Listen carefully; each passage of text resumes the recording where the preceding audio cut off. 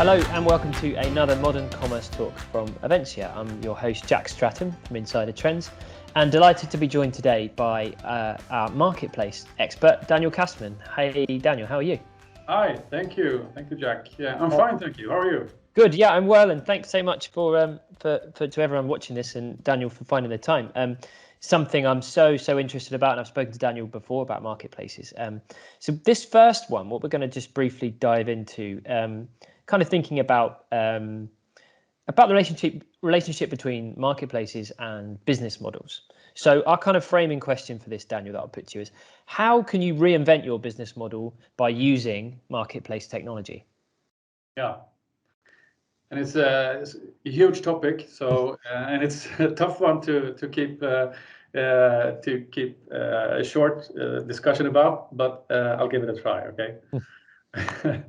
Well, obviously there's several things to consider here, but I think that the main thing to be aware of as a marketplace operator is sort of that your value proposition does not only have to be appealing to your customers, the regular customers, like even if it's a consumer or it's a B2B customer, it also have to be compelling to the sellers that are selling the products on your marketplace. Because if it's not compelling to them, they won't come on your marketplace and you won't have any products to sell. And if it's not compelling to your customers, your sellers won't have any one to sell their products to. So it's sort of it has to be compelling to all, and of course as well as to you as a marketplace operator. Mm.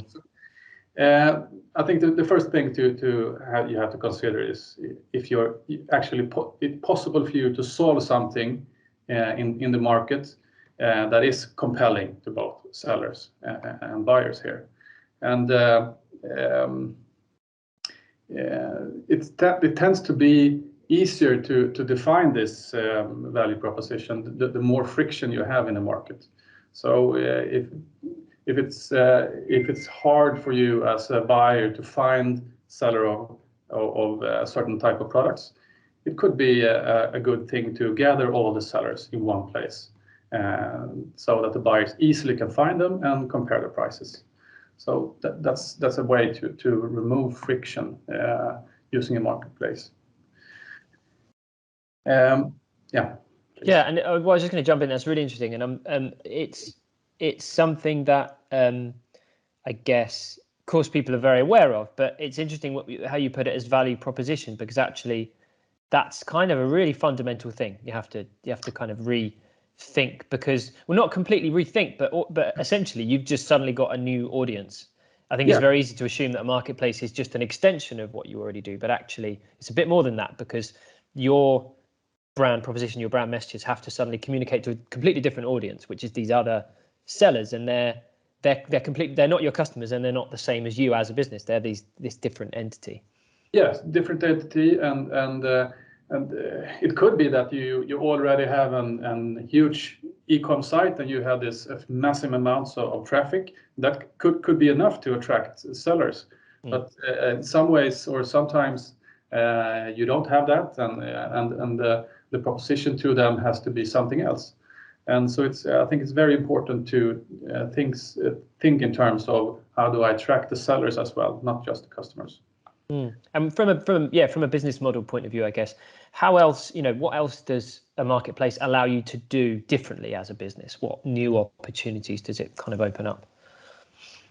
Well, you lots, but you could, for instance, reach new segments in your target audience, but just by adding reused products, perhaps in the same line of products that you already sell, but maybe some customers are interested in buying reused products from a sustainability point of view or a price point of view. And in that case, you could use a marketplace just to find new customers and attract them. Yeah. And I guess it's opening up new segments of audiences, but also in some cases because of the sellers that you team up with, almost completely new audiences in and of themselves because of maybe a new product by extending your range or whatever, Exactly. So if you are planning to extend into new categories, not just the existing assortment or the products that you have, but in new categories, that is of course a little bit more challenging, and you have to be you have to know how to attract those customers to your site. But that could obviously be very good business if you succeed in attracting those customers. Yes. Very much so.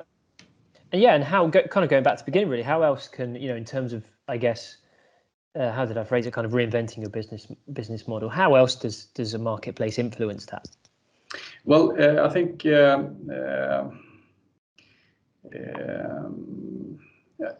have to be also aware of that there are some risks involved in reinventing your business model, and you have to either find ways to mitigate those risks, or perhaps just find that the benefits outweighs the risks that you see. But I think you have to be aware of the impact of your core business when you have an existing business. You have to be aware of the risks of the impact of that.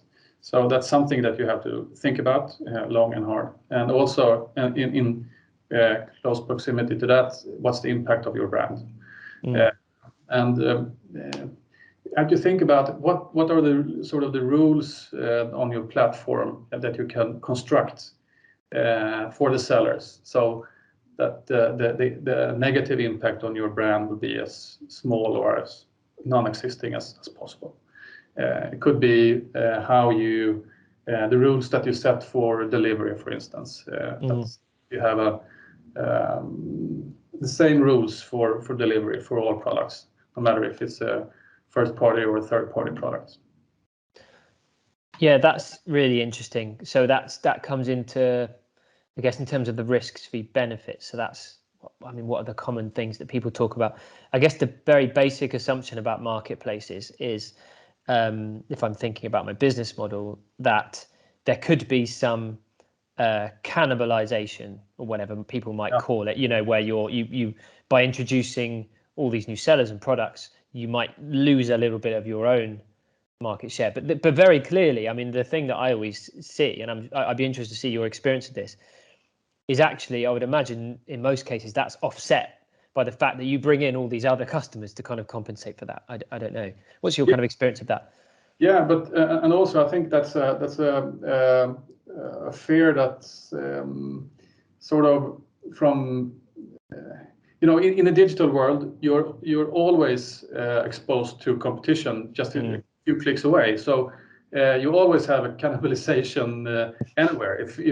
If you don't have the right assortment, or if you don't have the right price, your customers will go somewhere else, and it will take them parts of a minute to get into another checkout that's just as smooth as yours. So if you have the assortment within a product, you can have the transaction on your site.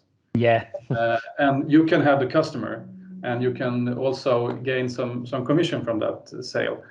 So I think the cannibalization discussion is in very few cases relevant to have, but it's important to have that discussion because it's something that always comes up. Yeah, and I think it's, I just wanted to mention it because that feels like a very common misconception that people have, and the brilliant, as you put it brilliantly, if people are going to go somewhere else, well, all the better for that somewhere else to be within your marketplace. Yeah, exactly. Yeah. Daniel, this is the thing about Modern Commerce Talks. We try to make them about 10 minutes, and then that is already 10 minutes. I feel like we've maybe covered about 10% of what we were planning. But it's so interesting. I think we'll have a lot more conversations about marketplaces because this is an enormous subject. But thank you so much for your time. And I'm going to have Daniel back for another one very soon. So thanks for tuning in for this one, and we will see you again. Thank you. Thank you, Jack.